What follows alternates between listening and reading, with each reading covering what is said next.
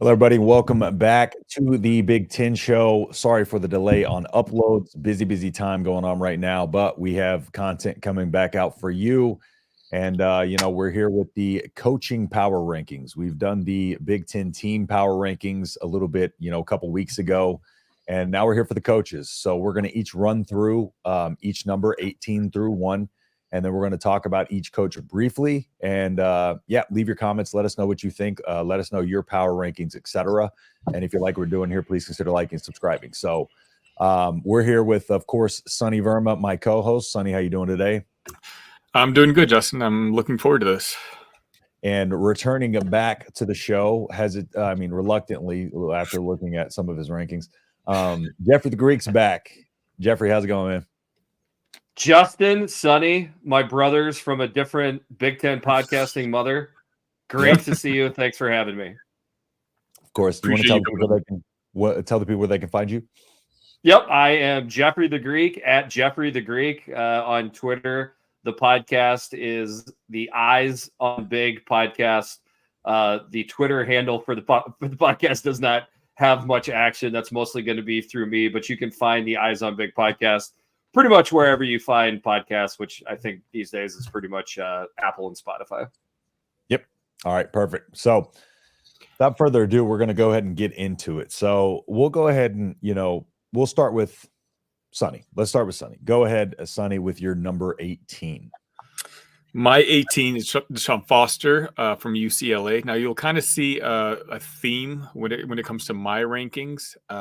If I haven't seen you be a head coach before, then you're going to have to prove it to me. So those guys are kind of at the bottom. I know we have a lot of new coaches in the Big Ten, but Foster's one who, to put it politely, kind of got the most negative remarks on his personal hire, and he kind of made a big jump to the UCLA head coach position. So I have him 18th out of 18 on my list. All right. Jeffrey, what is your take on it? Yeah. And I'll go ahead and pull these rankings up because this is pretty we're obvious. on the same page here. Yeah. And I would like to also preface my list, kind of how Sonny just did right now. Certainly, first of all, at 18 coaches, we're almost to our own top 25 we're doing here for coaches. There's so many freaking teams and coaches to break down. I wonder, I had to look up a couple of these names to make sure that I was not forgetting them as doing the research. Yeah, insane. I don't know. And then same thing, as far as mostly the criteria, I'm looking for head coaching experience, certainly, number one. Number two, right behind it, Power 5 coaching experience, and then even more so, maybe the most, Big Ten coaching experience. So if people are a little bit, not too happy with yours truly with the list, those are my personal criteria. I would use this as an example, and then I'll finally shut up and move on. But Kurt and I, we do our own coaching rankings. We had, for example, this is last year, so about a year ago, we had Luke Fickell lower than anybody had Luke Fickell on their coach rankings, okay?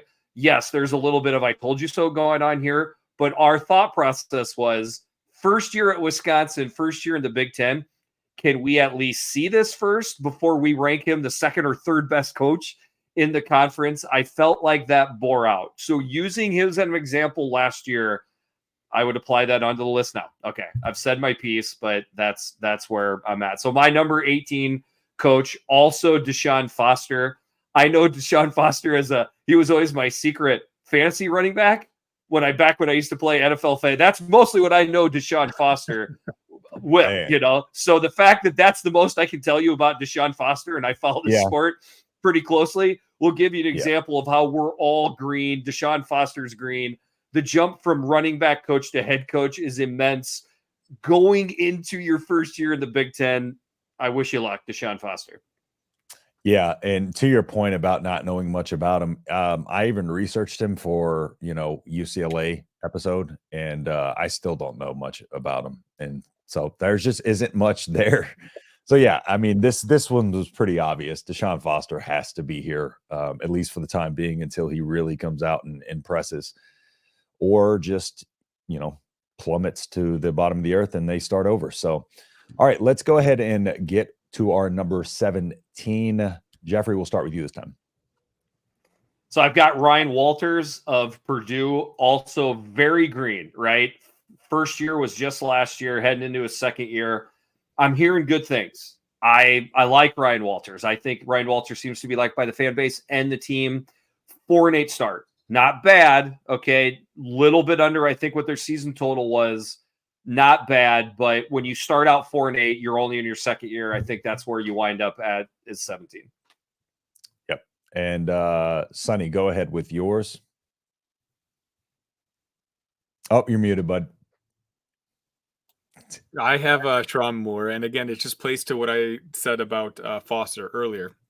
Now, the difference is Moore, obviously, he has coached a couple games, but I want to see him actually take on the role of a head coach. A lot of folks say coaching in college football is kind of a Sunday to Friday type of job, and so we know Harbaugh was still involved with, you know, the schematics and the game planning and whatnot.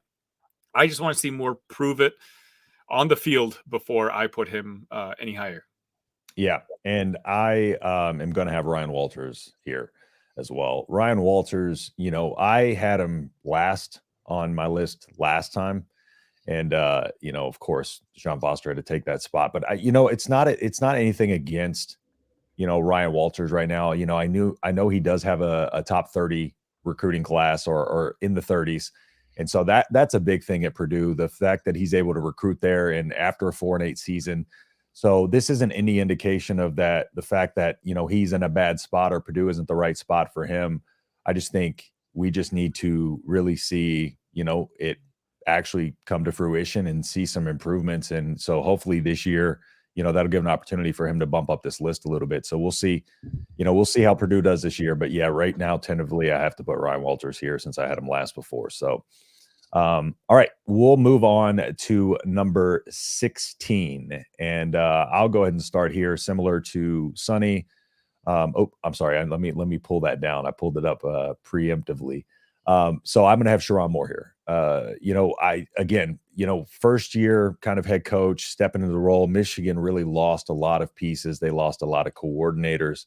So, you know, we just really don't know Sherrone Moore as a coach right now. We do know the short little stretch that he had with the 4 games, but again, that's a Jim Harbaugh ran team that he's stepping in and just kind of like, you know, managing for those games. So, you know, we'll see it in time and we'll see what he can bring to Michigan, and hopefully, you know, for the betterment of the Big Ten Conference, he can bring them a little bit back to, you know, where they kind of were under Harbaugh for the most part. So, all right, Jeffrey, let's go ahead and with yours. Number 16. Yeah, we got the same 3 guys, just you know, who kind of got switched around at 16 and 17. So I had Ryan Walters 17. This is where I have Sherrone Moore at 16. I struggled with this. When I first saw Sonny's list, I immediately looked to see where Sherrone Moore was at because I wanted to see how crazy I was. Big wins, right? I mean, the wins he's got technically under his belt, he deserves credit for. With that being said, those are assisted wins to what Harbaugh had already laid down. So it's just hard to quantify this. Now he's in his first actual year being the man, calling the shots with what will still be a good roster, but not quite as senior laden as before. So we're going to learn a lot about Sherrone Moore. Methinks we'll have him higher on our list next year because I think Michigan will do fine, but I'm trying to stay true to what my rules are. I've really never seen him be the man until this fall, so that's where he's at. Nothing against Sherrone Moore. It was the right hire, but you're just at 16 right now. Yep. Sonny. Just to piggyback on that real quick. Yeah, with Moore, I think he probably has the highest potential to move up rankings for next year. But again, if I'm going to stay true to what I said earlier in the episode, he had to be at number 17. At number 16, again, we all have the same group of guys here. I have Ryan Walters. Obviously, not a great start, the 4-8, but Purdue lost a lot of talent off of that team last year. And the Purdue fan base, who I seem to communicate back and forth with a lot, seem to really be happy with the guy that they have in charge right now. And so right now I have them at 16, but I think now the spotlight's going to be on a little bit more as he starts getting his recruiting classes actually on the field. Yep. Agreed. All right. Well, we will move on to number 15. And Jeffrey, we'll start with you again. Yeah, I got Northwestern's David Braun. First year last year, but holy cow. 8 wins. I mean, I have got to give him credit. This was what ultimately put him in front of Sharon Moore for me and a couple of these other guys. Because the other guys, knew he still knew, wasn't even a head coach before he got to Northwestern. But that poop sandwich that he was delivered right when he got on campus and how he was able to handle it, incredible to get anybody to get Northwestern to 8 wins. But with what he was put up against, I sit here and wonder, how good is this guy? Is he this good of a coach just flat out? That's why they were so good. We'll start to figure that out this year. Yep. Sonny, go ahead with yours. Yeah, I have Braun here too, and I'm actually pleasantly surprised to see that Jeffrey had him at 15. I feel like I'm kind of on an island because I've been saying it on episodes of Big Ten Show before, on my other show, Illini Cast, that last year seemed like it was a Disney movie. Everything just worked out for Northwestern and the Wildcats. And now, he's had to hire some new coaches. Now he's kind of, doing the whole offseason recruiting.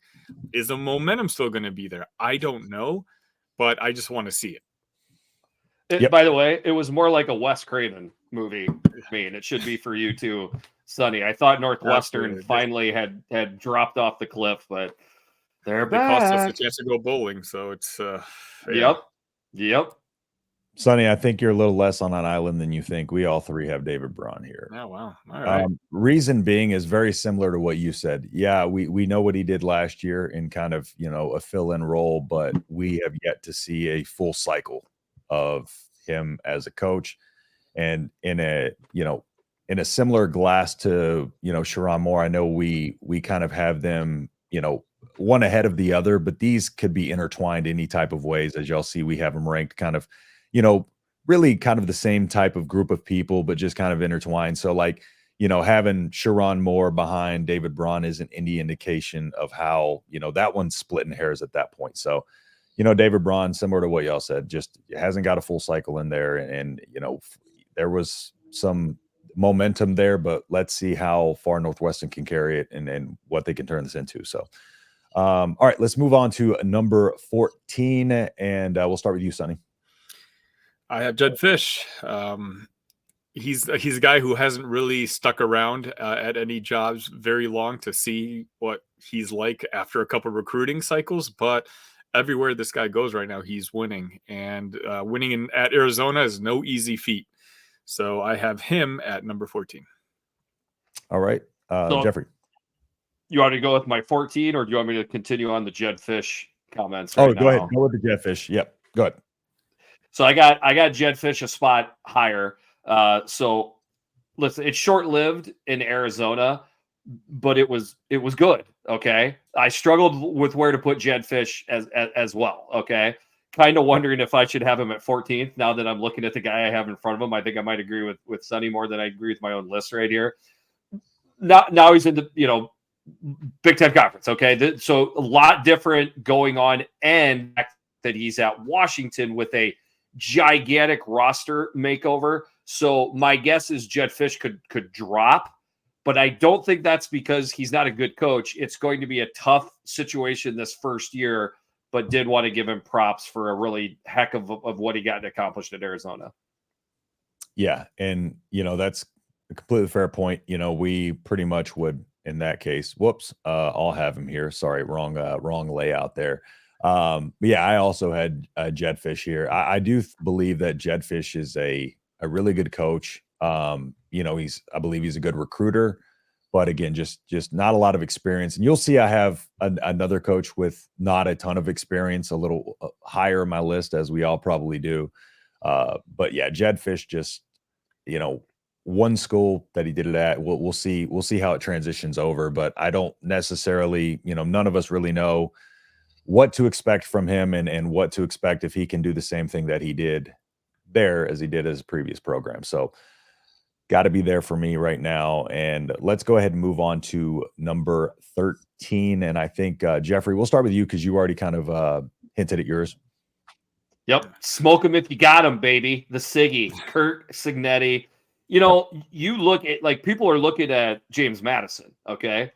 But Elon IUP might be the best remake that he did. This is what he does, okay? I wonder, is he a little bit like an older Kalen DeBoer? Is he that good? Because he has rebuilt and won everywhere you go. Shout out to Indiana for this hire. Nobody saw this on the map. It was quick. I'm not sure you could have found a better hire. He's got a firebrand style that he's kind of getting out there right now. Like, I like it. Okay, I like what he's doing. So we'll see. I'm intrigued to see what happens. Yep. And Sonny, go ahead with yours. Yeah, sure. I mean, at 13, I have Cignetti as well. If there's a guy that's not lacking confidence, it's him. And, you know, I think Indiana also made a home run hire here. He's kind of doing what Brett did at Illinois. Like, he doesn't really want Indiana to be the stepping stone or, like, you know, basically the doormat of the league. He's trying to bring some moxie into the program. And so, you know, I don't have to rehash what Jeffrey said. He's won, and he's won a lot in his career. And I'm really kind of looking forward to seeing what he can do in Bloomington. Yeah, and similar to Jeffrey's point on Kurt Cignetti at Indiana, going back to Jedd Fisch, just to reiterate the point that I've said before, Jedd Fisch was the perfect guy, the perfect hire for that situation that they were into. So, you know, I did want to reiterate that point about Jedd Fisch. But at number 13, I also have Kurt Cignetti, and I hate how similar mine and Sonny's lists turned out at the bottom. But, for the record, none of us saw each other's lists. This is just how it happened to go for those who are watching. Yeah, there's no communicating beforehand. And I really try my best not to agree with y'all, but it gets a little bit of a disagreement later. But these guys kind of have to be in this range. I feel like, you know, there's a certain group here that has to be in this kind of range. But Kurt Cignetti, you know, doing the best he can there. He's a perfect guy for the job, like y'all said. And you know, I don't think that's just his spot. There's nobody else who I think could fill in that could do a better job than him. And that's just kind of where they're at. I mean, they are who they are at the end of the day. And, you know, there's only a ceiling that Kurt Cignetti can hit there. So, and I believe he's the guy for the job there, as we all do. So let's move on into our number 12. And I'll go ahead and start here. Jonathan Smith. Jonathan Smith, I had him a little bit lower before, and I think I was a little bit hard on him, but you know, what he did and what he was able to do last year was tremendous. It was kind of miraculous in a way because of that team, you know, was on their way to just complete rock bottom. And he was able to come in and kind of, right the ship and kind of in some way save them, you know, kind of at the opportune time, because you can't really be a sinking ship going into 2024 and this new Big Ten. Again, it's kind of an arms race, and people want to see where they land in this first year. And there's going to be a lot of emphasis put on this first year, especially about who's who in the Big Ten. So, all right, Jeffrey, let's go ahead and hear your number 12. Yep. Also, to continue on the theme of us agreeing with each other, I also have Jonathan Smith. Listen, I'm going to try to dance through this without ticking off Sparty fans, which is really hard to do, by the way. But I like Jonathan Smith. So whatever I say next, I want to say I like Jonathan Smith. I'm a little surprised how much love he's getting, like, across the media, you know, across the spectrum. I like him. 34 and 35 at Oregon State. Now, I get it. He took over a bit of a dumpster fire, but Oregon State isn't a nothing program. You know, that was probably more of a comment on how bad it was. And he got them winning. So all the kudos there. Took a little while. Okay. Yeah. He's gonna be kinda in the same situation at Michigan State, you know, little brother to the big brother. You know, we've got a rebuild to do. Sparty fans, I'm going to ask you to keep those good vibes going for a year or so, because I don't think this is going to look great immediately. It's going to be a slow build. So we'll see how he goes on these lists as we move forward. I still think he's a good coach. Going to take some time. And to your point, just Sonny, before you go, about the record, You know, in looking at his overall record, I try to take into account that he did have to spend a few years kind of turning them around and then kind of Yes. went from there. But yeah, I agree with your point. There are some people that are just a little bit, and it's probably a Michigan State thing. Maybe, it's just them overhyping them a little bit. But Sonny, go ahead with yours. So for me, I actually like the fact I think 34 and 35 at Oregon State is actually not that bad, and that's pretty decently impressive. And the reason I put him higher than the other guys that I listed earlier is because the fact that his teams progressively got better kind of gives me more confidence in his ability to build that program. And so that's why I put him higher than a Fish, or because I don't know if Fish is a flash in the pan. David Braun, same sort of thing. I agree with Jeffrey in the sense that I think it's going to be a longer rebuild, but I do think Michigan State hired probably the best option that I saw available on their hot lists, at least. And one of the What reasons that I give him a leg up, sorry, I'll let you go after this. Give him a leg up on, say a Jedd Fisch, is because he's got Big Ten coaching experience now.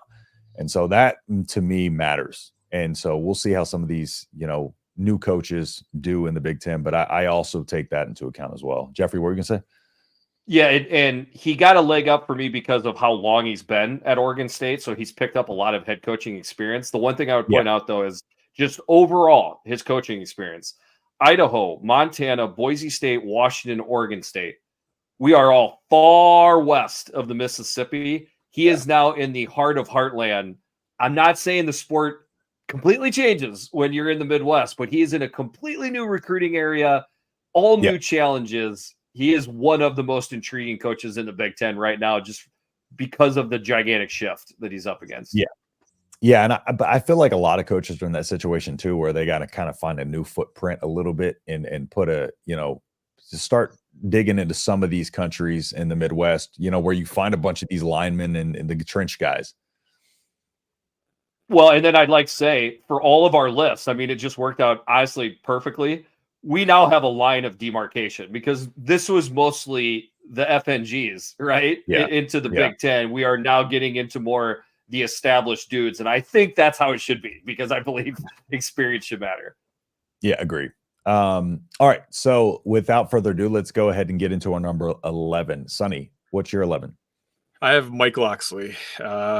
If you grade on the first half of the season, Mike Locksley would be on the top. If you grade on the Maryland's second half of the season performance, he'd be on the bottom. And so what did I do? I put him pretty much right there in the middle. We know he can recruit. We know, he's a solid coach. He obviously struggles, but he's also had to deal with being in the Big Ten East. And it's just hard for a program like Maryland to overcome the teams that were in front of them. Now, can they? Sure. But I think Maryland is one of the programs I'm looking forward to seeing most in the new Big Ten now that the divisions are gone. Yeah. Jeffrey, number 11. I'll just continue on with Locksley. I've got him a step higher, but I could easily, put him here as well. Reiterated what Sonny said. We all want to see can Locks get over that proverbial hump, and that hump has been mostly against Michigan, Ohio State, and Penn State, which I don't believe he's beat any of those teams, or maybe he's got one win. And the one thing I would throw out though is the stinker against the Big Ten West team. Last year, they got blitzed by Wisconsin. The year before that, it was Iowa. So that's also been where they've wound up at those 8-4 seasons. I don't think the change is going to be that big of a difference. If you're losing Michigan but picking up Oregon, I don't know if that's that big of a difference. I think that change in the Big Ten East-West stuff is a little bit overstated, but it's also not lost on me. Well, we need to see a more holistic team, offense and defense and special teams, smarter with the ball, turnovers. I honestly think you started to see that last year. And I also wonder if maybe no longer having Leah Tagovailoa at quarterback might actually help with the turnover thing. So it's a interesting transition year post Leah into the new Big Ten. Maryland's very interesting, and Locksley very interesting. Agreed. And who is your number 11? I had Greg Schiano. at 11, and very much you could move Shiano and Loxley back and forth. Wouldn't bother me at all. Tough place to win, and he wins. His teams don't have a ton of talent, but look at all the guys that came back this year that I think could have either transferred to schools because they're solidified college football players, and I think a couple of them could have went pro. Almost all of them have come back. That is a credit to Greg Schiano. I think his guys like playing for him for the most part. He's got my respect. We'll see if he can move a little bit further up this year. All right. And at my number 11, I got PJ Fleck. All right. Before anybody jumps on me for having Fleck here, Sonny knows I've been a little bit lower on Fleck before. Just, he kind of rubs me the wrong way sometimes. So it's maybe a little biased. However, when we did the Minnesota episode, I did get some insight into PJ Fleck. So he climbed up my list a little bit. Y'all just got to give me some more time. But, he said on that episode, PJ Fleck for the most part has had good seasons at Minnesota. But, this last season is an outlier. There was a couple of bad seasons in his tenure there. But I just think at this point, I feel like they should be steadily climbing and not have these kind of outlier seasons because of where, Minnesota was, a good team there for a couple of years. And one of the, they blew our doors off back when, Mo Ibrahim was going off and stuff like that. And so, I think PJ Fleck will eventually move up my list and potentially this year, because I do think they are going to rebound a little bit this year. But the QB situation there is a little bit up in the air and stuff like that. So, PJ Fleck, I'll put him here, but just wanted to explain that detail before y'all jump on me about how low I have him. But all right, so we'll move on to our number 10s. And Sonny, let's go ahead and start with you because you have a similar to my 11. Yeah, I have PJ Fleck here. PJ's he for the job that he has in Minnesota, I think he's done a very good job. But I also wonder if his shtick can sometimes just start wearing off. And the fact that Minnesota has a over under of 4.5 coming into this year. Yeah. As we talked in our program overview, Fleck completely whiffed on his quarterback this past year. And when you completely whiff on your quarterback, that just sets your team up for disappointment the entire season. So, that was a huge strike against him. For me, I know he comes with a lot of baggage, and he's one of those guys where, if he's your coach, you probably love him. But if you're literally anybody else, you can't stand him. He's corny. I'm trying to meet in the middle here. And again, I have him at number 10, which is higher than I thought he would be. But I think I'm happy with it. Yeah, I was actually surprised that we have him in a very similar spot. I thought I'd be much lower on him. But Jeffrey, go ahead. Well, I've actually kind of skipped ahead a little bit. I've already gone through to 10th. So I don't know if you guys want to skip ahead and I'll catch up, or no, we're if you at 10. want We're me at 10. Okay. Well, I've already given. I had Greg Schiano 11, Loxley 10. So Loxley 10. Okay. I mean, yeah. I kind of, like I said, I skipped ahead. Sorry. No, you're fine. You're fine. So we got just to recap, Jeffrey Loxley. I didn't even get mine, Mike Loxley, but we've spent time on him on the previous slide, so we won't spend too much time on him. So you touched on Flex, so let's go ahead and move to our number 9s. Jeffrey, go ahead. All right, this is where we start start fighting and getting at each other. This is where I have Matt Rule. So I have him 9th. The first thing I have written down here is good coach. So what I'm interested to see is, he has Power 5 experience at Baylor, but it's kind of P5 light, okay, at Baylor. So he's a rebuilder. I believe in him as a coach. The issue I have, one of the biggest reasons I have him down at 9 was that finish last year. You just have to win one of the last 4 games to go to a bowl, but couldn't pull off. That's a big red flag for me when it's your first year in the Big Ten. I fully expect them to go to a bowl game this year. Then I also need to see and I'm jumping ahead a little bit, but longer than 3 years. You know, every time he's gotten to the success, he's jumped on and gone to somewhere else. You don't want him to do that at Nebraska. So now I want to see, that's part of the conversation with me, along with the AD situation, for challenges that are getting thrown on the guy that are completely not Matt Rule's fault. So for me, he's got the head coaching experience. He's got some P5 experience, light in the Big Ten. The first year in the Big Ten didn't go great. Now I need to see the next step. If Nebraska went something like 8-4 next year, he would probably move up 2, 3, maybe 4 spots on my list for next year's list. Sonny, just go ahead, add. Okay, so let's just talk about Matt Rule a little bit, because I feel like this is going to be a little longer conversation. I had Rule at number 7. And now if you're asking me honestly, I think Rule is probably one of the 5 best coaches in the Big Ten Conference. But again, as Jeffrey kind of said, they were 5-3 at one point and ended up missing a bowl game. You know, Justin and I joke around all the time, you know, about Illinois being a trash program. They were 3-5 and finished with the same record as Nebraska. All I want to see Matt do is everything Justin has been telling me that he's going to fix in the second year. If he does it, the track record shows that he's going to do it. He did it at Temple. He did it at Baylor. Obviously, he's got the Nebraska fan base, you know, fist pumping, you know, completely re-energized. So he's doing everything else correctly.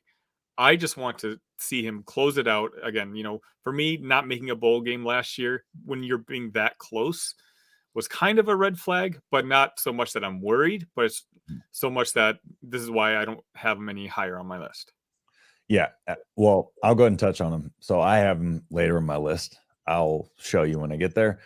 But, you know, I do think there's a lot of details there that on the surface, a lot of people don't see. You know, Matt Rule, again, coming off of last season, the biggest thing people weren't expecting, you know, a lot of people weren't predicting Nebraska to even make a bowl game. You know, they were saying we need to see an improvement, you know, and we did. If you take the list of things that were broken under Scott Frost last year, and then you bring that list forward, most of those things are gone outside of just the close losses and turnovers were the biggest things. Now, on that back half stretch of games where we, you know, lost, the entire left side of the offensive line was out. At that point, we were basically down to a true freshman receiving core, and our top 2 running backs, of course, were out. And our quarterback room was, you know, Jeff Sims was basically useless. And we had Heinrich Harburg, who really limits the offense, and Chubba Purdy, who, you know, for some reason wasn't getting a bunch of opportunities in there. And they were banged up. So there's a lot of things that went into that last little stretch, and those were 1-score losses, you know, for the most part. You know, each one of those could have gone a little bit differently had, you know, Nebraska had some health, you know, or didn't make the mistake. So we look, you know, there's this aggregate data, and I know Sonny's heard this before, but there is this thing that they do each year, and it's an analytical formula they do where they randomize the result of each play, each penalty, and turnover in each game, and they come out with a expected win total. And Nebraska was 3.3 wins better based on that. They were the number 1 team. Wins expected was 8 based on the timing of turnovers, the timing of penalties, etc. So if you just randomize those and put those late turnovers in the first quarter, etc., Nebraska would have been an 8-win team. Another thing, you know, going out and getting Raiola, the QB room's inexperience, I know, but the front half of the schedule is very, very favorable. And Matt Rule, again, year 2 is his big jump. It's never been year 1. Year 2 is the big jump. And then year 3, he jumps even further. So, you know, now we have a quarterback coach. We didn't have a quarterback coach last year. Our offensive coordinator was our tight ends coach and our QB coach. Now we have a quarterback coach, got him from the Steelers, Glenn Thomas. And a lot more pieces are in place. And Matt Rule said this year, this is where the accountability goes from the coaches to the players. So that's where he kind of takes this next step. The players are accountable for their mistakes. The coaches are going to be less of taking the blame for it. And this is kind of his process. And he has a very similar structure that he had at you know, the other 2 schools, and retained 77% of the roster. Retention's huge. That's your number 1 recruiting base. And he retained 77% of the roster, which is 3rd in college football, and typically leads to an increase in 11 points per game, and anywhere between a 2 and 3 win increase when you're over 80%. We're at 77%. So again, just a lot of things. Go ahead. So I mean, everything you just said, I agreed with. What I would also say is every fan of everybody on this list also had injuries that they had to fight through last year, the year before, will happen this year. 8 of 11 starters by week 4, though. 8 of 11. I tell you what, there's a lot of injuries any one of us can point to. Like Nebraska was high. Don't get me wrong. They literally had to start the most true freshman snaps of any team. And then I would say on top of that, quarterback on the Eyes on Big podcast, we said you brought a turnover-prone quarterback from the ACC into the Big Ten. He's not going to get less turnover-prone. It's going to be the same or worse. So I've got to put that on Rule and the OC because they went out and chose him as the quarterback. If they had a better quarterback, you would have gone to a bowl almost for sure. So that was an error. And then down the stretch, it became pretty apparent that they should have been following the Iowa plan of attack, which is rely on the defense, run the ball, limit turnovers. You would have pulled out Maryland had you done that. That to me was a coaching error. Also, on top of that, I believe we said going, so the typical Matt Rule 3-year stretch, right, is 2-10, 7-6, 10-2. Not exact, but I'm pretty close to that, right? We predicted that they would do much better than 2-10. They would be closer to that, second year in their first year. I think their second year is not going to be a 10-2 jump like 2nd to 3 in the last 2 spots. It's just going to be another little jump up. That's what I expect. But I have to see it first in the Big Ten before I can move Matt Rule up against these coaches that all in front of him have already done it in the Big Ten. So this is more of a now. I expect Matt Rule to jump up, but I need to see it in the Big Ten. Needs to start this year. I think the last thing to your point about running the ball, it's hard to run the ball when you can't throw the ball. And you think? I don't know anything about that as an Iowa football fan. The entire left side of the line. The entire left side of the line was hurt. Iowa has an offensive line, and they have the ability to run the ball. We were down to true freshman Emmett Johnson, Quentin Ives, and we didn't have an every down back, and we were so thin that we couldn't afford to just run and risk injuring another one, because then we would have been at kind of emergency mode at that point, because again, missing the top 2 starters. So it's not like we can just turn into an Iowa mode and be able to, all of a sudden start hitting on all cylinders and start running the ball. The run game was working at times, but a lot of times it was getting stuffed when we tried to overdo it. It was working fine. The running game was good. It was good. I get that. But you had slow, ineffective wide receivers or freshmen at wide receiver. It was not a year to run the ball, to throw the ball. Not slow. No, I said you had 2 options: old slow guys and fast guys that were brand new. So the plays you dialed up for the fast new guys were great. That should have been the bulk of the passing, because it was beyond obvious by mid part of the season that throwing the ball was good for the other team. I believe Matt Rule should have overridden Saturday and said, we're running the ball. We need to get to a bowl and beat one of these teams down the stretch. Once we get to 6 wins, we can start tinkering, throwing the ball to see if we have something with Harburg. That was an error to me. We were saying it on the podcast the whole time. What's that? Satterfield runs the ball. The personnel just weren't in place. He has a power run scheme. Right. So don't throw it. So then don't throw it. Don't put the ball. Don't put the ball. The turnovers were horrible. That's why. And I have 100%. To put ultimately. So he made one bad. That was the one bad decision he made. Was that important decision? So that one thing negates everything else. But the fact that he picked a bad quarterback doesn't hinder him as a coach, because we're saying they would have done significantly better with even an average quarterback. Well, we can't be talking about Matt Rule this entire episode. Let me just wrap it up real quick. I will say, and Justin knows this is how I feel. I've said this before. I think what we just kind of talked about is what is Rule's a weakness. I did not like the hire of Satterfield when he made it.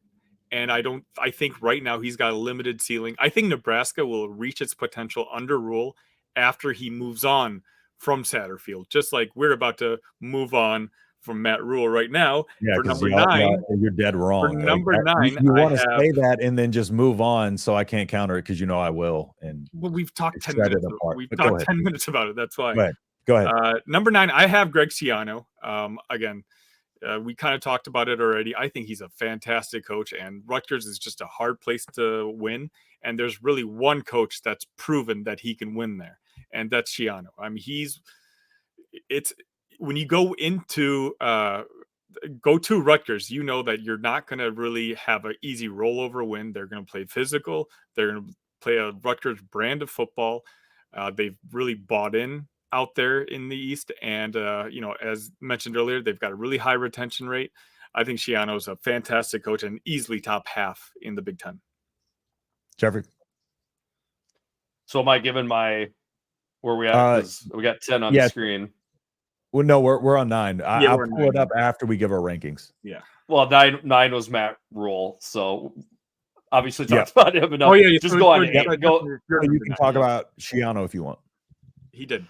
Schiano I've already got. So I'm kind of one ahead. We'll go to 8, and then I'll be caught up. So I think, Justin, we're on your number 9 now. I'll just give my 9, and then we'll move on to 8. So my number 9 is Brett Bielema, because so Sonny, I've talked in nauseum about Bielema to him before, but I think the mistakes that they were making, Illinois was making at times last year were, especially, in the Nebraska game, neither team wanted to win that game. We kept handing it back and forth.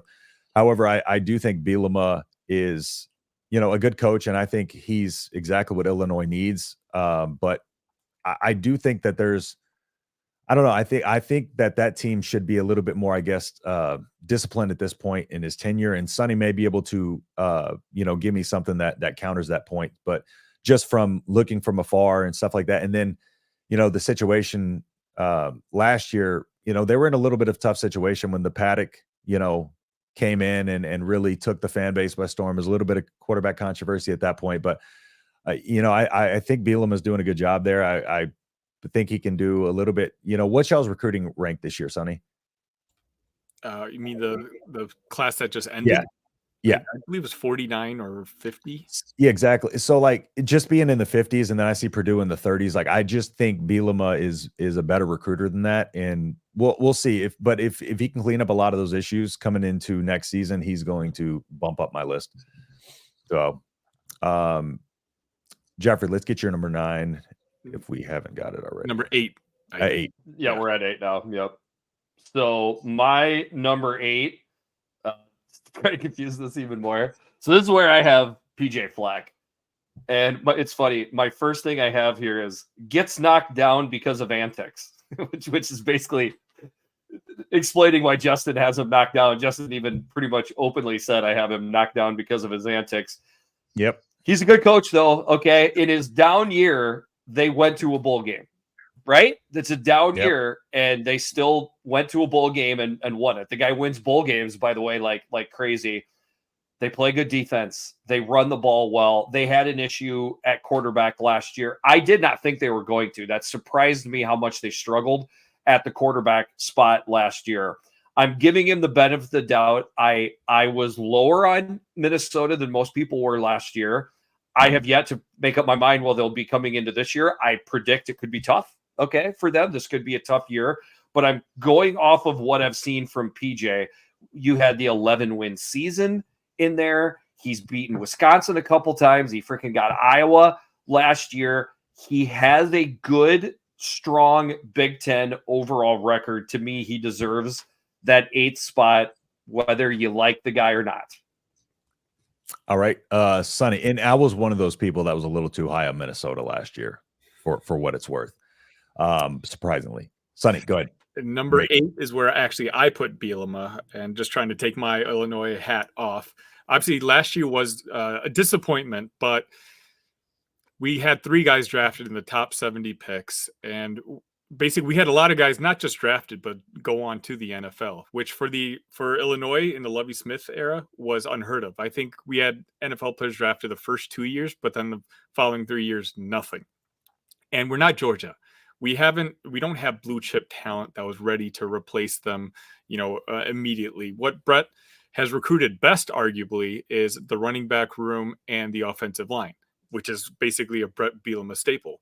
But last year, our struggles in the beginning of the season had a lot to do with our offensive line because it was kind of makeshift. It's the one position that 18-year-olds aren't ready to just come in and start right away, unless you got the 5-star guys, which obviously Illinois is not recruiting. It's a lot of coaching up. So, I mean, in the grand scheme of things, not making a bowl game was a disappointment last year. But what I like about Brett is he doesn't hold any favors. This year, obviously our defense struggled last year. What'd he do? He basically cleaned house on the defensive side. We have 3 new assistant coaches, who he knows he needs to make changes, and he didn't hesitate to make them. He's not one of those guys that holds on to a coach too long based on past relationships. Right now, our over-under's at 5.5. We have a pretty decent schedule. I'm really looking forward to seeing how we do this year. Obviously, Brett, as Justin kind of said, I think he's a perfect coach for Illinois. The differences between him and Lovie is just completely a 180 difference, and it's really nice to see. It's hard for me to really talk in a bragging way because I also need to see it on the field. But I think the Illinois program, as it is in the best shape it's been in almost a decade. Yep. All right. So my number 8 is going to be Luke Fickell. I had Luke Fickell a little higher here before, but I kind of flip-flopped him a little bit, and I'll tell y'all why later in the episode. But Luke Fickell, I really do think he's a good coach. Last year, though, I think there was a little bit of growing pains in implementing his system. And so I don't know necessarily if he's going to get the right pieces in place to run that system to the way he, wants it to be in this coming season. But, we'll see how the pieces come together with what he's been able to do this offseason. But right now I put him here, but I expect him to be, I think he can be easily top 5, top 4 coach in this conference. I wanted him to come to Nebraska, full transparency, before, we hired Rule, Wisconsin hired him first. So before they hired Fickell, but it worked out. But yeah, Luke Fickell, I'm really high on him as a coach. But let's move on to number 7, and we'll start with you, Sonny. Oh, what were you going to say, Jeffrey? Sorry. Well, this will be a perfect transition. I have Luke Fickell at 7. So gotcha. Okay. A lot of what you're saying, sorry, I didn't mean to interject myself there, but I figured it'd be much smoother transition. So like I said, last year we basically had him last year where we kind of all have Luke Fickell now. Okay. That was a big transition. Wisconsin has been playing Berry ball for 30 years. Okay. Like, I'm still amazed that more people didn't see that coming, that you were going to switch to that. And then on top of it, they're just going from a 3-4 to more of a 3-3-1 or a little bit of a 4-3. Like, it was just change everywhere.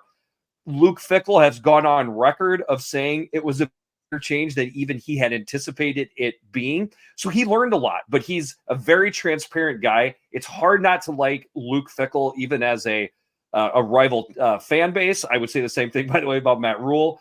And so, like, I think he is the type of guy that can figure it out. It's going to depend a ton on his defensive coordinator and quarterback this year. I'm still not sold on either. It makes me nervous if I'm a Badger fan on both their defensive coordinator and quarterback going into this year. If both of them take a step up in play, they're going to be in good shape. But it's an also interesting year. What will Badger fans feel like if they kind of just get to a 7-5, even in an 8-4 year? My question isn't necessarily to you two, just like into the universe and to Badger fans. What will make you feel good next year as a Badger fan? If you're looking for 9-3, that's going to be tough to get to. Intriguing coach, intriguing year for Fickell. For sure. Sonny, go ahead. Yeah, I can actually, this works out perfectly because I can snake us around. At 7, I did have Matt Rule, who we obviously discussed, but at 6, I had Fickell. And Fickell kind of, Jeffrey said what I wanted to say. He's a guy who I was very jealous when Wisconsin hired him. I think he was a fantastic hire. I think the adjustment it was a little bit more difficult than people thought it was going to be next year. I'm still riding high on Wisconsin, but I completely agree. I don't think the quarterback that they brought in was any good. As some of you know, I tend to gamble a lot, and I've gambled on his team in the past, and there's nothing that jumped out on the screen for me in particular. And I think, when you whiff on the quarterback, we've kind of talked about this now. It's for me, it's something I kind of have to judge, because I think Luke Fickell, he's going to be judged by this move, because right now, again, his stock is skyrocketing. Wisconsin fans can't be any more excited than they are. But if they throw together a 7-5 season, maybe a bad 8-4 season, does the attractiveness, the shiny new object, start to change a little bit for that fan base? For sure. My number 7 is a little bit of retaliation. No, it's Kirk Ferentz, but I do. It's Kirk Ferentz, all right. But I actually do think I might. Just you'll see later. But yeah, I have Kirk Ferentz here. Only reason, again, a little bit of retaliation for Jeffrey's Nebraska ranking. However, but also, we'll see what that offense looks like next year. Same reasons as discussed before. I don't know how, I just don't know how Iowa, with that team and being kind of like a quarterback away, has so much of a struggle of getting a good quarterback in there. And I do, Caden Proctor, again, I love the move for Caden Proctor. I love the offensive coordinator move. But yeah, I'll put Ferentz at 7, and Jeffrey, you can go ahead and respond. We're at 6 now, right? Or am I wrong? Yeah, let's. No, I haven't given my 7 yet. Oh, okay, got it. You gave your 6. I hadn't given my 7 yet. Got it. Okay. You had Kirk Ferentz all the way down at 7. So I got a couple spots to go before I get to KF. So I think we'll put a bow on that for now, and then get it. And it sounds like Sonny's got him at least a little bit higher. I will say I do. I have him as top 5 in reality. So I'll give you in a little bit who I would swap him with. But yeah, I for full transparency, I do have him one spot ahead of Matt Rule in reality. But I'd probably put Greg Schiano here if in reality. Greg Schiano, y'all talked about him earlier, but I'll say Greg Schiano because of, again, I have him a lot higher than most. Reason being is because Rutgers, again, that place coming into the Big Ten, nobody thought Rutgers would. They thought it was a mistake. They didn't think Rutgers was going to be good for the Big Ten, and the development matters to me, and being able to get a school to its ceiling that was widely regarded as at one point to be the worst team in the Big Ten Conference. And he's developing these guys, like you mentioned before. Like, he doesn't have a huge recruiting base there, but what he does is he brings out the physicality that they have in Jersey, and there's a specific brand of football that they play over there, and he brings out the physicality, that defense especially. It keeps them in a lot of games. Look at the first half of the Michigan game.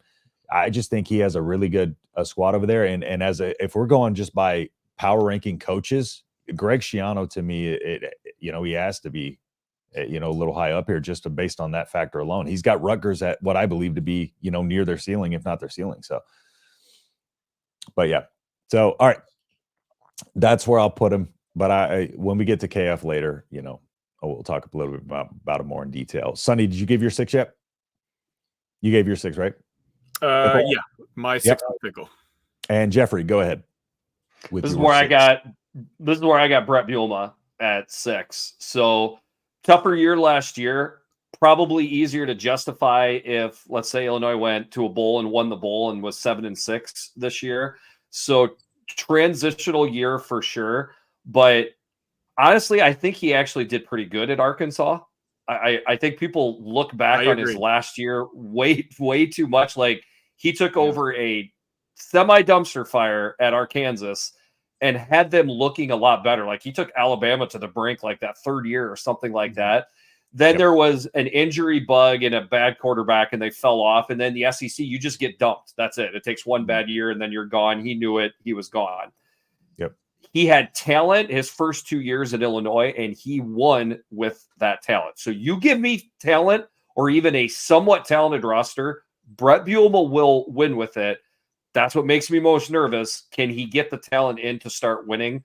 we kind of already talked about his recruiting. So that's the thing that would make me the most nervous if I'm Sonny and any Illinois fan. Yep. And I won't touch on it long. We touched on Matt Rule a ton, but I have Matt And by the Rule way, by the way, he won a shitload of games at Wisconsin. Does people remember that? He won a lot of championships and games at Wisconsin. I'm not throwing that out. That is number one why he's 6. And anyways, it's amazing how he gets no credit for that. There's been Wisconsin coaches since then that have not done as good as Brett Bielema. Brett Bielema deserves credit for it. Sorry, I want to add that last thing. Yeah. And I think it's because, we're judging him based on potentially how he's going to do next season here. And I think that's the only difference there for me and my rankings. But that's totally fair. Go ahead. What were you going to say, Jeff? Nope, Did you have something to add to that? Okay, cool. Let's go ahead and move into our top 5. Jeffrey, go ahead with your number 5. All right, might be controversial here, but I have Dan Lanning. Okay, so here's Oregon's Dan Lanning. So here's what I would say. Are we listing out coaches for who I would most want to take over my program? If we're doing that, he's 1 or 2. But that is not what I'm going. I'm going against peers, wins, have you done it, and stuff like that. The next thing I would say is, so at Oregon, he wins a lot of games, but doesn't win a championship.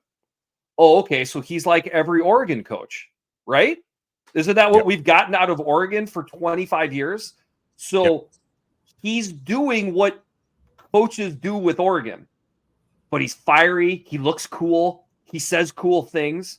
I think that's why a lot of the reason why he is so highly ranked in so many of these is because he's young and hungry. He has that Kirby Smart background, like all things that should matter. I think they give him just a little too much credit for that. Let's see year 3 in the Big Ten. People are penciling me into the Big Ten championship. Let's just see that first. And then if he does, he rockets up the rankings. Okay, Sonny. For 5, I have Ferentz here. And this is he could have been a lot higher if he just wasn't so, what's the kind way to stubborn. I really think that he was just so locked into, his offensive OC. We all know the drama that went by with his son being in charge of the offense there. I think that if he was able to move on, kind of what I was giving credit to Brett for earlier, when something's just not working, he was able just to kind of cut the rope and move on. Kirk wasn't able to do that. But I mean, if there's one definition of consistency, it's him. Like, that no matter what, every year Iowa's going to be a tough out.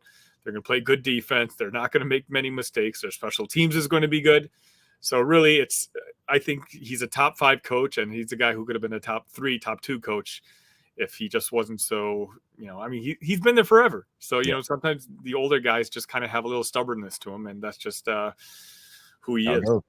Yeah. And for full transparency, I have Kirk Ferentz here in reality, because I told y'all before, but I already spoke on Kirk Ferentz. Would the real Justin Adams please stand up? I don't know where your rankings are at here, man. Like, I got the fake ones. I got the Jeffrey. Yeah. I flip-flop. It's not hard. I flip-flop Ferentz and Schiano. All right. Because I really wanted to see your reaction though at gotcha. having Ferentz that low. All right. Let's go ahead and move on to number 4. Again, we spoke on Ferentz, so let's go ahead and move on to number 4. Sonny, let's start with yours. I have James Franklin here. I know he gets a lot of hits due to him just not being able to overcome the Michigan, Ohio State powerhouses in front of him. But I mean, if you look back from the last 10 years, since he took over, let's put it that way, Penn State's consistently been the 3rd best program in the Big Ten, which is exactly where they should be, the 3rd best program in the Big Ten. Do I wish they, probably could have beaten Penn State or Ohio State or Michigan a couple more times? Sure. But I think this year is going to be huge for them. A lot of people were excited about Penn State last year, but I always said that I'm most looking forward to 2024 with Drew Aller having another year under his belt to see how the Nittany Lions would perform on the field. And that hasn't changed on my end. I think now that the divisions are gone, he at least gets to get out of the shadow of Michigan and Ohio State. And I think he recruits, he's got the the fan base energized. I think he's a really good coach. 4 is about where I wanted to have him. I think he could be higher, but we're going to wait to see what he does this season. All right. And I'll go ahead and just touch on my number 4 first, and then we'll let you, Jeffrey, put a bow on your number 4 since we talked about him a little bit. I also have James Franklin here. I believe James Franklin is, potentially going to take the step to get them into a playoff with the expanded playoff. I just think Penn State has always been knocking on the door of that top tier of the Big Ten, but just can't quite get over that threshold. And until they do, again, like I do think they're going to be really good this year, but I just need to see them take that next step up into that upper echelon, consistently and be able to compete, for the top 4 at the end of the year before I move him up ahead of some of these, a couple of these other coaches. So, all right. I will let you finish it off with your number 4, Jeffrey, because it is Kirk Ferentz. Go ahead. Yeah. And you can wrap a bow on that and counter our points, sir. Yeah, I could go right into. You give me permission to go from my 4 right into my 3 because these two actually fold into each other. Okay. So yeah, I got Kirk Ferentz at 4. What I would ask a ton of people is, would you rather have a boring 10-2 team or a really exciting 5-7 team? I do not know a single fan base that would choose an exciting 5-7 team. Kirk Ferentz goes 10-2, and people say, "Oh, I was going to go 10-2." 10-2. It's pretty good. There is no defense for that offense. Okay. You cannot explain it away. It's been horrible. It's just amazing how the defensive quality, the special teams quality, and the typically winning the turnover battle gets 3 seconds of conversation and airtime. And then everybody talks about how bad the offense is. In the end, wins. Okay. Clean program. I don't know, like All Americans, draft picks. I could go so far as to say the only thing that's bad is the offense. Now, of course, if the offense can be mediocre to better, then you wonder how much better this can be. And we might find out about that because there is a new offensive coordinator. And that kind of plays into where I would project him going forward because there is a new offensive coordinator. We hope to have actually a healthy quarterback that can throw a downfield pass this year. Would be incredible to see. So that is kind of baked into the cake a little bit. Then being bold to fold it into my number 3 pick, Lincoln Riley. Isn't he just the yin of the yang of Kirk Ferentz? He hasn't won the big thing. Like Kirk's at least won Big Ten championships. I haven't got that from Lincoln Riley yet, right? At Oklahoma or USC. Did he win Big 12 championships? I think he did win Big 12 championships, but no national championships, right? He hasn't been able to get over the hump in the college football playoffs. So sorry, I misspoke there a little bit. So I believe Lincoln Riley deserves to be in front of Kirk because of more recent success. But his back part is the defense, right? I mean, there's not much of a difference. You're either boring and you falter because of your offense. You're exciting, you falter because of your defense. They're the yin and the yang. I'll give the younger Lincoln Riley more credit to put him in front of Kirk, but I'd also like to think that Kirk would cook a much better brisket than Lincoln Riley if given the chance and put it on social media. But anyways, I'll still keep Lincoln Riley 3rd. All right. Let me go ahead and give my number 3 here because it is the same as Jeffrey's. I also have Lincoln Riley here. Like we talked about before, it's just the defense that they need to get. I do think Lincoln Riley, his ability to recruit, high-level quarterbacks is why I probably have him over Ferentz. I do believe that you need a good quarterback to be able to kind of take that next step. And I do, that's one of the things that I just don't understand about Iowa is like, I think you can't get a good quarterback. I know it might be their offensive style, but Lincoln Riley, I think with a marginal increase in their defense, they will be, a problem for a lot of teams next year because I am a little bit higher after our USC episode on their quarterback, and doing a little research on him and stuff like that. I don't think necessarily, he's going to be a huge drop off in terms of how well he plays for that team and how that offense operates. But it remains to be seen. But yeah, I like Lincoln Riley as a coach and his ability to get players in there and add excitement. One thing I would add is any college football team can have an injury at quarterback and realize, oh crap, our backup just isn't ready, and then you're down, or he gets hit. It's hard for me to understand how Lincoln Riley could not have better defenses at any point in Oklahoma and USC. Like, bro, run out a 4-3 defense, play a lot of zone, and keep the ball in front of you. It makes no sense to me how you can consistently struggle that much on defense when you know if they're just 80th, they would be much better. In some of those years where they were a little bit better, you saw it. Yeah. That's even odder to me, but maybe I'm looking at this too Iowa centric. They were 120th out of 133 teams in scoring points per game given up. So. And it's USC. It's USC. Yeah. That's another thing. You are the creme de la creme of Southern California recruiting. Also adds to the perplexity. Exactly. Sonny, I'll just continue the conversation on Lincoln Riley, number 2. Technically, my number 3 is Dan Lanning, which I'm assuming we're about to talk about next. But just since the topic is Lincoln, I completely agree with you guys with the lack of acknowledgement of the defense. But for me, it's hard to, as long as Lincoln Riley has been coaching, he's still only 40 years old. Yep. And a lot of times when he was coaching in the Big 12, truthfully, he didn't need that good of a defense because Oklahoma was just so much better than everybody else. And, they made those multiple, appearances in the playoff or whatever it might have been. I think this offseason, he made a huge, move in getting arguably one of the best defensive coordinators in the country to move across the street.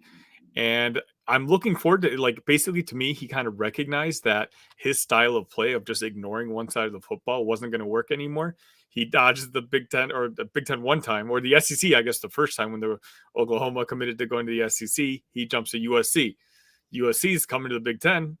Lincoln Riley has nowhere else to go now. So now he's got to realize that, his teams need to play more physical. And I think the difference between Ferentz and Lincoln Riley to me is, at least this offseason, Ferentz still seemed a little hesitant to make a move from offensive coordinator, whereas Lincoln Riley knew he pretty much had no choice, and at least he was able to bite the bullet more than Kirk. The decision was kind of forced upon him. Yep. Agreed. So we're all there on Lincoln Riley, and let's go ahead and move on to our number 2s. Sonny, go ahead. Yeah, I'll just talk about. Yeah, go ahead. Yeah, I'll just talk. Dan Lanning was technically my number 3, and for me, I didn't know how to separate him and Riley. They kind of reminded me of the same guy. Lanning, as Jeffrey said, there's no one who's got more moxie and excitement to him attached than Dan Lanning. Oregon fans are obviously super excited to have him. He's been recruiting lights out at Oregon. But he's been outcoached a couple times too, and by in particular Kalen DeBoer. Those 3 games were fun to watch, but in every single game, I feel like DeBoer had the upper hand on Lanning. But there's if you believe the rumors, Alabama came calling. I just think right now I might be judging Lanning on where I think he can take Oregon. This year we're going to see, because I think they're tied for the highest over under that Las Vegas gave at 10.5, I believe. And so that's why I've got him at number 3, right behind Riley. Go ahead. So I've already talked about these 2 that you're Lincoln Riley and Lanning. Here's the question I would ask you, Sonny. What has Dan Lanning done that Lincoln Riley hasn't already done and done more of? That's why I have Lincoln Riley at 2. I have Lincoln Riley. Remember, in my rankings, I have Lincoln Riley 2, but I just was circling around the last. You're going to have to ask me that. Okay, so you have Lincoln Riley 2, Dan Lanning 3. Okay, fair enough. Exactly. I must have. Okay. All right. Let's hear your number 2, Jeff. This is where I have James Franklin. He essentially plays a perennial 2 playoff teams every year in Michigan and Ohio State. And everybody's like, oh, James Franklin can't beat Michigan and Ohio State. Not a lot of people can beat Michigan and Ohio State. It's amazing that you have to, for me, I have to feel like I throw this out. They're not getting outclassed in these games. One of them they did, but typically speaking, Penn State browbeats everybody not named Ohio State and Michigan. This could be the number one team that benefits from not playing Ohio State and Michigan every year is Penn State. He's got a Big Ten championship under his belt. He's proven that he can win a ton of games in the Big Ten almost every year. Very few lulls. I feel like he is criminally underrated in these coaching rankings across the board. So he's my number 2. My number 2 is, I'll touch on Dan Lanning here. And so Jeffrey's question might apply to me, but I love what Dan Lanning's doing. I love seeing the adjustments he makes as a coach. It's just in watching the game and seeing some of the things that he does. I just really like the way he runs his offense. And I really like the way he, I think he's an Oregon guy. I don't think he's going to go anywhere. And, I think this next season, you look at his recruiting classes, those are typically doing better than Lincoln Riley's. Those are consistently, I think they have the 3rd overall class when you combine recruiting and transfer portal combined. So, there's a little bit of a recruiting edge that I think overall that Dan Lanning might have. And I just, I think he's at a university that's going to, lead to more success. And I think personally, I think he's, just as good of an offensive mind. And I think he's going to get better as time goes on. But yeah, just into recruiting and stuff like that, I do think he has a better foothold of that stuff. So that's why I have him a spot ahead of Lincoln Riley. But again, it's splitting hairs, at that point. So, so there's our number 2s. And well, I guess we can go ahead and reveal our number 1s because they are exactly the same. Ryan Day. So we'll go ahead and start with Jeffrey. Let's start with you. 56-8. Okay. 56-8 at Ohio State. It seems like you get glossed over. And then of course you go right to the negative, which is that he's 1-3 versus Michigan. He'd be 2-3 if they could have played in 2020. I'd just like to point that out. He's gotten to the college football playoff. He's won a college football playoff game. That's huge to me. The fact that you can prove that you can not only get there, but win a college football playoff game. I don't know. That's not a nothing burger to me. I don't know how they lost to Georgia. If they beat Georgia, I can't escape this stuff. If they beat Georgia, they're waltzing to a national championship. Yeah. We are talking about epic plays and collapse for him to not have a playoff title underneath his belt. Yeah. You can't just throw those things out, along with the just utter dominance of anybody on their schedule not named Michigan. So like there's one of my first things I have is who else? Who else are you going to put here than Ryan Day? So I probably just used all the talking points. I'm sorry, but it just seems to be pretty obvious for him. No, yeah. And you're fine. And I'll just bounce off your point. Look at what he's been able to do in this offseason. But about the Georgia game that you were talking about, that to me was a masterclass of coaching, because you lose Marvin Harrison Jr. and that, entire season, you're already down Jackson Smith and Jigba, and you sit there and you go toe to toe still with the best defense in the country, and a defense that many people thought wasn't able to be kind of diced up. It's like, you got to take the points and you can get them. You got to kind of grind and fight your way to the win. But, they turned that into a high scoring game without their top 2 best receivers. And, that to me right there just shows his ability to coach. And when stuff goes south, that's when I like to see what a coach is made of. And, that field goal kicker, man, I was heartbroken when that field goal missed, but because I knew we all knew Ohio State was going to win the Natty at that point. So yeah, I won't spend too much time on him either. Sonny, go ahead and wrap it up. Yeah, I mean, I think you guys nailed it. I think just as long as they're not named Michigan, he takes care of business. And, the Big Ten always has this, reputation is like, oh, the Big Ten can't really compete with the SEC. But a Ryan Day Ohio State team, I think in that particular game showed that not only could they compete, they were very close to winning that game. Marvin Harrison's healthy, they win that game. Absolutely. And I will say, give up it was basically 3 plays. The Marvin Harrison injury, the 4th and whatever that they gave up, and then the missed field goal. If any one of those 3 doesn't happen, Ryan Day is easily nobody's even. Yeah. Anyways. Yeah. There's a few things that bother me more in college football than Ohio State fans complaining about Ryan Day. It Yeah. drives me nuts. And it's, it's one of those where should they move on in a year or two, I really want to see how they bounce back. Yeah. Yep. Got to beat Michigan. Got to beat Michigan this year, though. I mean, with Sharon Moore being a rookie. So, like, I'm with you. If they go 10-2, figure out another way to lose, maybe Oregon or whatever, and they lose to Michigan again, he deserves all the heat coming at him at that point. Yeah, he's on the hot seat because this team right here is supposed to be the team with the moves he's made this offseason. So this needs to be, this definitely needs to be a year because Ohio State's a school where you can get on the hot seat with 10 wins, so it's not outside the realm of possibility because they have a higher standard than most.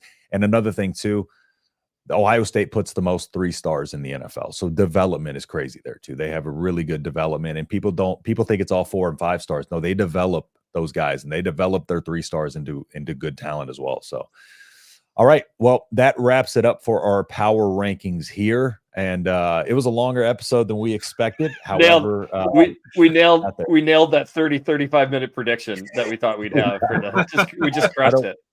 We always go over. I don't know why we still expect that, but all right. Well, that'll do it for us here. Like I said, thank you to Jeffrey for hopping back on with us. Jeffrey, you can find him on the Eyes on Big Ten pod or Eyes on Big Pod. Sorry. And I will put that in the links for that in the description below. So you can go follow everything that Jeffrey has going on. And like he said, follow his Twitter if you want the updates. And you can follow the other Twitter as well for a little bit here and there. Jeffrey, is there anything else you want to put out that's going on over there? No, we'll have Thor Nystrom, our NFL draft guy, on pretty soon. I think Kurt and I might bang one out here before too long here. And the last thing I would say is thanks for having me on. And I do like Matt Rule as a coach. I want to be. I think he's good. I just need to see it next year and more in the Big Ten, and then we'll go from there. That's fair. All right. Sonny, anything before we conclude here? No, I think that was fun. And again, I'm laughing too. 35 minutes turned into twice that. Yep. But, that's what happens when Jeffrey comes on the show. We tend to banter and bicker and have a little conversation. There's nothing wrong with that. It's like when your wife says, "I'll be ready in 10 minutes." You're like, "Yeah, right." We'll see about that. Or when I say I'm going to be here at 11:30. All right. Well, that'll do it for us here. Again, if you like what we're doing here, please consider liking and subscribing, and we will see y'all in the next video. Peace.